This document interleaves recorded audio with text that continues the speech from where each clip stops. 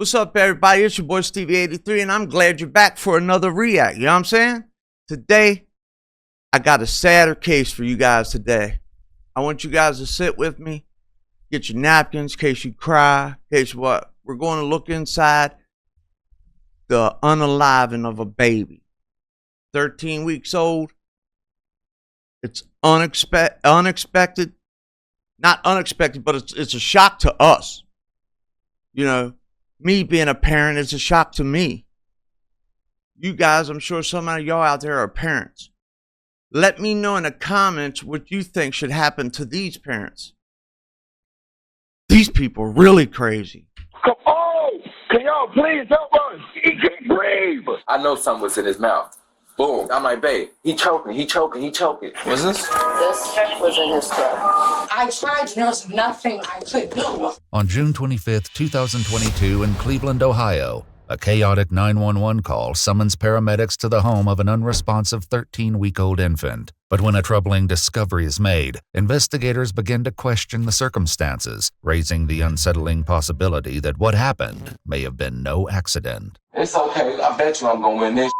Watch this. The following is based on official police records. Okay, excuse me, sir. What's the address of the emergency? Okay, sorry. What did he say? He ate all. Can y'all please hurry? Sir. Okay, tell me exactly what happened. And Hello? now this is a concern of mine. Like, I've been voicing this out for the whole time I've been doing this stuff. Like, I feel like the paramedics and stuff really don't get in a hurry by any means to try to help someone. See how slow this guy's walking? They got a call about a baby. I'd be running everywhere I went to look for where it's at. Hello? Hello? Can someone tell me what happened? Hello? Go crazy. I'm sure it's cold. Hello? He can't breathe. He can't breathe. What the you mean? What happened? I'm gonna Get him off the phone, first of all. One person. Can I speak to one person? A woman takes control of the call, finally getting vital information to the dispatcher. Father banged on our door and he said his son stopped breathing. Okay, can you sit down? Can you just stay on the phone so I can talk to one person so I can get this help started? Yes. Are you with the patient now? Yes, we just woke up. And how old is sir? Ma'am. 3 months. The dispatcher assures her that help is on the way, but with precious seconds slipping by, getting aid to the baby before paramedics arrive is critical. Okay, listen, ma'am. I'm going to tell you how to get mouth to mouth. Okay, go. I'm ready. Come on. Come on. Okay, now completely cover the baby's mouth. Yes, I got you. Go. His mouth and nose with your mouth. Then I want you to blow 2 puffs of air into his lungs, about 1 second each, just enough to make the chest rise with each breath, okay? Got my nerves going. Now, did you feel the air going in and out? Yes. At 7:46 a.m., paramedics finally reach the scene. 9 minutes after the call began. 9 minutes without baby is air. rushed to the Metro Health Hospital, but it's too late. The tragedy becomes far more disturbing when an alarming Baby's in a discovery is bag, made bro. during life-saving efforts, leading to an urgent call to police. Hi, Janice, Social Work Metro Health Medical Center. I'm calling to notify requesting police homicide, probably for a baby death. EMS may have already called, but just in case, I need to make sure that it was called in. A quick check of her records finds no earlier notification to police. Why didn't they call us? It's a 13-week-old. I'll be honest with you, I don't know the babe.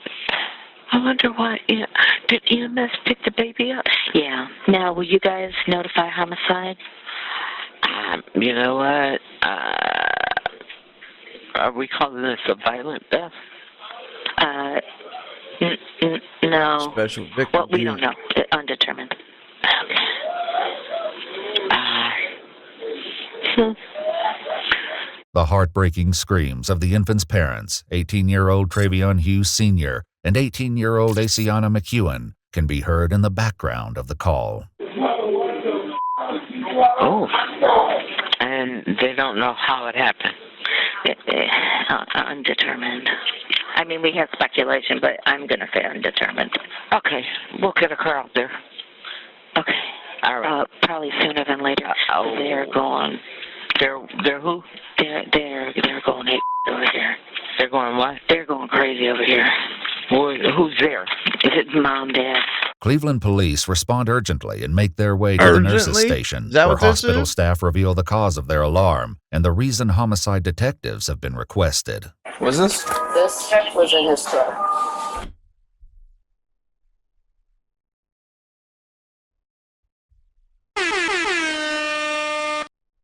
I was not expecting that. A baby white. Now leave it in the comments section and let me know what these parents should be done with. Okay. You guys suspect foul play or anything like that? I don't think a 3-month-old's gonna willingly shove that in their mouth. What is that? Like a baby wipe. A baby wipe? Yeah, 3-month-olds are like walking early, you know. Yeah. That's evidence.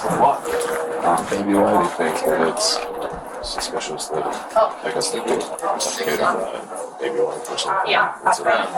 So they have it over there. His look says it all. I think that it's Yawning? Just listening to parents. They're devastated. the parents are actually going crazy here. Yeah. That's metropedic. How the blood-stained baby wipe became lodged in the infant's throat is now a question That's homicide what- detectives must work to answer. I got ready to say I've never seen a red baby white. Oh my. They meet with the infant's parents, as well as his brother Travier and his brother's girlfriend Cassandra, the woman who performed CPR during the 911 call. Hi, guys. Hi. I'm Detective Loomis. Dad? Yes. So sorry for your loss, folks, honestly. Who was at home at the time? All of you guys? Okay. I was at work. You were at work? Okay. Investigators meet with Travion and Daciana separately in an effort to understand more about what happened with their son this morning. So, when you left for work this morning, was the baby sleeping? No, he was up. He was up? I woke up and then I checked on that. It's like I do it every morning. I wake up and check on him because he sleeps right next to me in his bassinet. So I look on him. He was in the bassinet next to you? Mhm. Okay. And he was up just staring. So I picked him up and I was just holding him and kissing him. And then I had put him down and started getting ready for work. After leaving for work, Travion was left to care for the baby. Not long after she left, the infant began to cry. When he was crying, I made him a bottle, and he'll choke himself like he greedy. He'll be Good choking. You feel me? Good eater? So I'll be pulling it out of his mouth, get him pick him up, burp him, send him back down, let him drink again. I keep burping him because he'll keep doing it. He's premature, so I always did it constantly for him, and I set the little wipe on under his neck because when it's dripping down, you know how milk smells. What time did he call and say the baby was choking? I was already on the flight. Before the boy, baby she was was a choking and little everything, I was fruity. already on the phone with him. It was like around 7. I don't know the precise time because I'm a DSP. I take care of older people with disabilities. So I was taking care of him, but I had my AirPod in, so I was listening to him. We was talking and everything. He was like, okay, I'm finna step out the room real quick. He went to go step out the room, and he got quiet. I didn't hear nothing. Then he came back in the room and was like, the baby choking, the baby choking. I know something was in his mouth. Boom. After I'm trying to go down deep into it, I'm like, babe, he choking. So I'm trying to get this out his mouth. I'm constantly doing it, but it's not working. So I'm overly panicking. He then explains that when his efforts to remove the obstruction weren't working, he ran to get help from Travier and Cassandra. My big brother grabbed him, rushed to the kitchen, set him down on the countertop in the kitchen, doing this. You feel me? We see nothing. What we doing is working, so we called the ambulance. Who calls 911? His girl, my sister. I call her my sister. Yeah. She calling the ambulance, telling them to rush here, like, please hurry up. Please, can y'all hurry? Rush, please, can you feel me? Then y'all was taking like over 20, 30 minutes, so we just waited. It's still sitting here, and he's constantly, you feel me, like getting this little move, and I see it's not in his throat no more. It felt like it was lodged right here. When I was trying to go and hit to his neck to get it out, he closing his mouth. He don't want me in his, like, you feel me, like he don't want me in his mouth. He closing it. You feel me? And that's what's made me hard for me to go in there because my hands are so thick. Well, you can feel it in there. You just couldn't get a grab on it. Get on it. You feel me? Because it was too slippery. Did he say anything else to you? No, when I got to the house, I'm like, what happened? Well, how did he choke? And then he was like, was wiping him down, the milk and stuff off him. He set the wipe next to him and walked out the room. And when he came back, the wipe was inside the baby's throat. He said he was trying to pull it out, but he couldn't. His hands was too big. Back at the house, officers monitor the property, which has now been secured as a crime scene. Investigators arrive on site and begin discussing the details of the case. Once we got there, the nurses and the doctors showed, did you see the projectile? The little baby that was in its throat. Yeah. How does a 3-month-old do that? Yeah. That doesn't make sense. It was a pretty big one. When they learn Cassandra's 2 children also live in the home, some officers begin to speculate, unconvinced that what happened was merely an accident. Something happened there. I don't know what happened. Accident, just grab that thing itself and shut it down his throat. I low-key believe the young man. I mean, I'm not saying these guys are racist or anything, but the mom was being like the kid just the mom was being mom was being shady. Going and soothing the child, so the kid just like, I can't see it, so I'm just gonna shut it up, you know. One of the other kids goes in there and just shuts it down in there. However, Cassandra tells investigators her 2 children weren't home, and the only child in the house was the 3-month-old, who had been sleeping in a bassinet next to his mother until she left for work. Investigators pose a critical question to the parents. Has your baby picked stuff up before and tried to eat it? Yeah. He's an advanced baby. He knows how to hold his own bottle. Like, when you try to pull the bottle away from him, he like reaches to grab it back. He'll pick it back up and put it back in his mouth. Okay. Does he ever put anything else in his mouth though besides the bottle? Anything he grabs. You're saying that he's picked up stuff in his mouth before. Do you remember anything specific he's ever put in his mouth besides the bottle? Think he's ever picked something up? Candy, cookies, anything. Like he'll no matter what it is, he'll put it in his mouth. Yeah. That is the baby's form of knowing what the heck is going on in the world. Babies do that. These people should have been in a parenting class, maybe. I know people, they don't do that, but I feel like the people, when she had the baby, should have told her how high risk it is for a baby to choke. Like, these people should have been told a little bit more, because clearly they're not, like, it seemed like the older brother got his kids and know what the hell is going on, but the younger brother don't. You know what I mean? But babies, that's all they do. That's their form of communication. That's their form of thought. That's their form of everything is taste. They feel the object to even know what it is. Like a sock, he'll do anything. Okay. Literally, anything he sees, he'll even suck on your. Within reach, he'll grab it and try to. He'll even suck on your. He can do this pretty well. He can reach around and he can grab the table. And he'll even suck on you, like no hope. Like that sound look gay, but no hope. He'll even suck on your nose type. Yeah, bro. You think it's food. Yeah. Paramedics quickly arrived after the 911 call was placed, but once on scene, they said they were not notified that the 13-week-old boy had an obstruction in his throat by anyone at the scene, including Travion, his brother Travier, or Cassandra. Did you tell them that thing went down his throat? Yeah, they knew about all that. They knew everything. No, yeah, we told them that too, but I'm talking about my brother and sister. They knew too, and they was trying to help. Did they tell them that on the phone? I don't know. Like, so the man, when this was going on, I was I mean, we'll get a too tape. busy raging, crying, jumping there where I panicking. Travion insists the infant was still breathing when paramedics arrived. They told me they was able to get out, like he was still moving. Is what I'm saying. Yeah, but you can move. You still have some air in your body, like oxygen in your blood a little bit. So it could have been like a So you don't think they killed my baby? Oh no, they'll contact you when the funeral home can come pick him up. It's like she's the medical not even. Examiner's office I'm would not later going to say it determine because the people, infant. everybody grieves in their own way. Like, I ain't gonna say she's like not grieving. I ain't gonna say she's not hurt, but I'd be crying at the bare minimum. I'd be crying.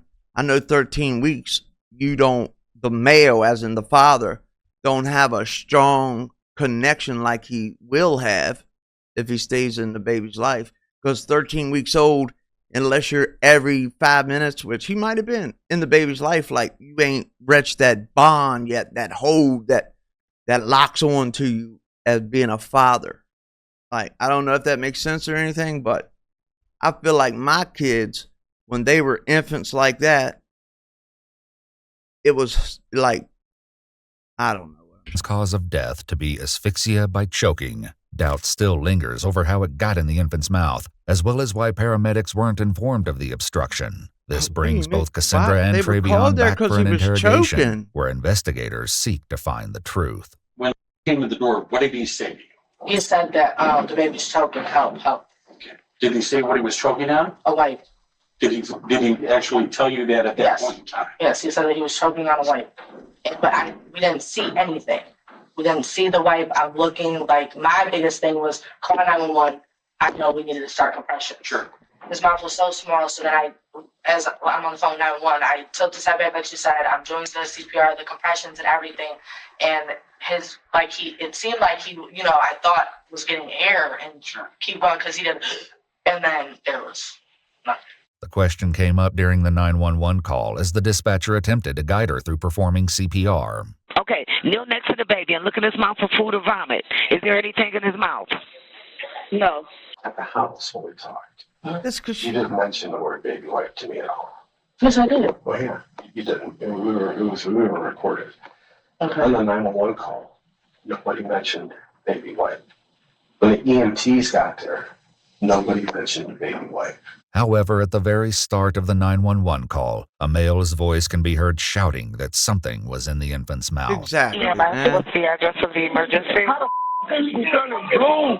I didn't get it in the mouth. Come on. Still, paramedics said they were never informed when they arrived. He told me and us 1,000 times that he was choking on a baby. He told you that. How come no one told 911 that? So it was never said on the 911, like, or I want to hear it because I know that they were screaming that he was choking on a baby. Nobody mentioned it to the EMTs. Don't you think when a paramedic is there that someone should say he has a baby wipe in his mouth? Do you understand if you would have been there and all the screaming going on? I literally was trying to get to the baby. So if you heard, I'm like, compressions, pounding. Right. I tried to save that baby, and there was nothing I could do. There's nothing you could have done. There's nothing. There's nothing anyone could have done. When investigators bring up something she said back at the crime scene, it leads to frustration from... Why is she being pressed anyway? Like, she's the neighbor, the sister, you know what I mean? She's trying to do compression. She's trying to help. Like, why is she getting pressed like this? Cassandra. What was the blood that you talked about seeing? Where was the blood at? I didn't see any blood. I never said that. No, I did not. During their initial walkthrough of the crime scene, Cassandra mentioned what she was told by Travion. He said that he changed his diaper, was washing, like wiped him up and everything, and that he had just like a little scratch or something on his neck from cutting himself, and then one like on the side of his mouth. And he said he went to like wipe up just the blood and everything, and he said he walked away just for a couple of seconds, and this is the outcome of that. I never said I saw. You said you saw him wiping blood off. No, I didn't say I saw. I said he. Stop. Don't do that, because in a second, please come on. No.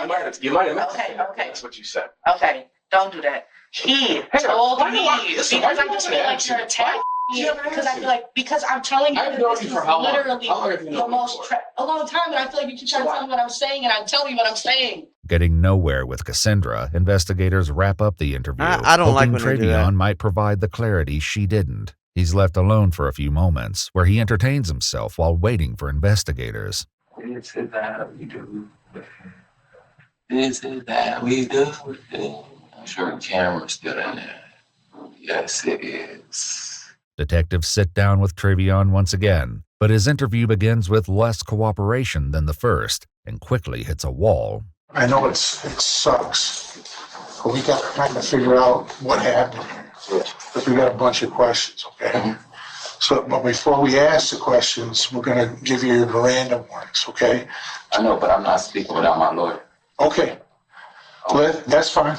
Then we're going to place you under arrest for murder of the baby. What? Based on the evidence that we have. This ain't no evidence. This ain't my fault. Okay. Stand up and put your hands behind you. Why am I getting arrested for? Murder. I'm not. Ain't no murder. Stuff in the red gun, your baby's stuff. Why ain't stuff no rag behind, bro? What, bro? What? I'm not. We're going to give you an opportunity to explain how that red got done in the baby's throat. Bro, what? But you don't want to do that, so We just didn't have a shoot. we've talked to doctors, we've talked to the medical examiner, we've talked to We're doing everything, yes. Yeah, We're right. doing all that, yes. Okay. I understand We've everything done you're all saying, yes. And every single one of those people tell us that there's no way that a 13-week-old baby picked up a This rag, is my son. balled it up, and put it Hey, in his it wasn't- mouth. I know he ain't about. Oh, I'm not my asking God. any questions. All right? Just as the detective makes his exit, his passing comment strikes a nerve. Good luck. All right, good luck. So, officer, What? come here. Come sit. Come. Now, what you saying good luck for? I said good luck with your defense, with your case. Okay. Okay. All right? And I mean that. I hope that you can pull it off. Pull what off, officer? Getting Like out of this these the last charges. something. Getting out of these charges. But you saying pull it off like it's the last something, officer. You said very, very clearly that you tried to pull that rag out of that baby's mouth. That don't got, no, when I went in the room, my baby mom was on the phone the whole I time. don't want to talk to you. Once the detective leaves, Trevion waits on his own with nothing but his thoughts. Boy, what the Do I look like some sick individual to any of y'all? It's okay. I bet you I'm gonna win this. Watch this. Getting justice for my son. Arresting an innocent boy. Murder. What? Sick white people. Boy, I swear to God, I hate racist people. Boy, it's Me too. racist. And if I was white people could be so cruel. Boy, what the? Officers return and arrest 18-year-old Where was Trevion this Hughes at? Sr., who was later charged with murder, involuntary manslaughter, Wow. and 2 counts of endangering children. He entered a plea of not guilty on July 28, 2022, choosing to present his defense at trial. According to news reports, while awaiting trial, Trevion and Asiana welcomed another child, What? whose young voice can be What? heard in a call between the 2 parents from jail. Hey, baby. Hey, Dada.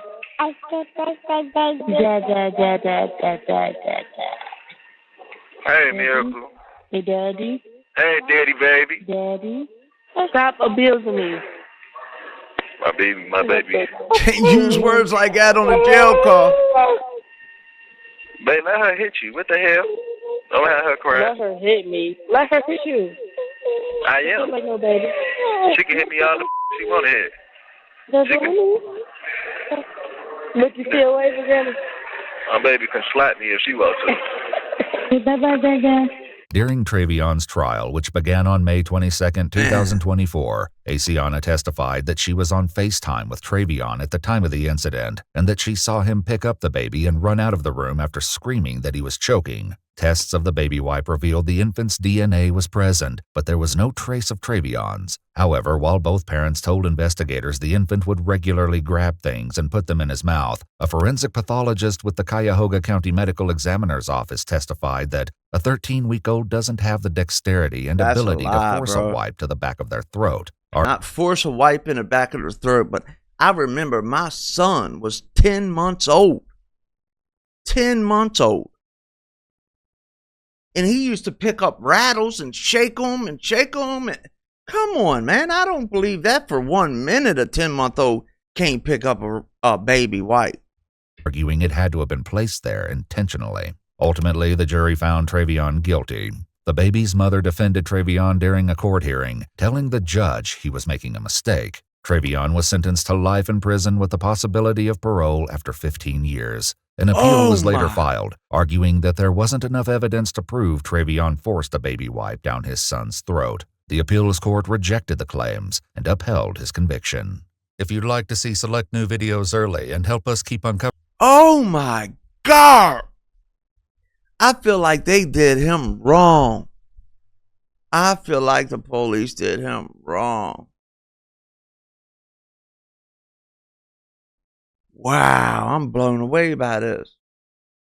Let me know in the comments section. Do you think that man was guilty of the M? Wow, man. I think if anything, he was guilty of not being knowledgeable enough to be a parent. Not understanding that babies need to be watched, especially when they're under the age of 5. They need to be watched at all times.